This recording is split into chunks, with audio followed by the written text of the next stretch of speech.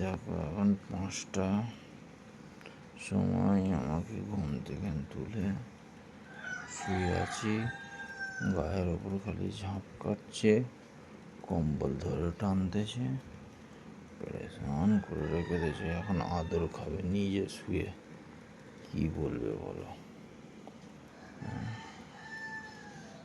এই এক্স তো সারা মানুষের থেকে না বেশি জ্বালা। 5টা বাজে, 5টা 4 বাজে, 5টা 4 সকাল।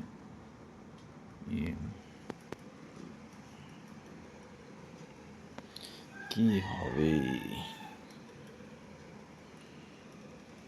এরম ধরা করবে ভোরবেলা? বাইরে এখনো আলো রোদ বেরোয়নি।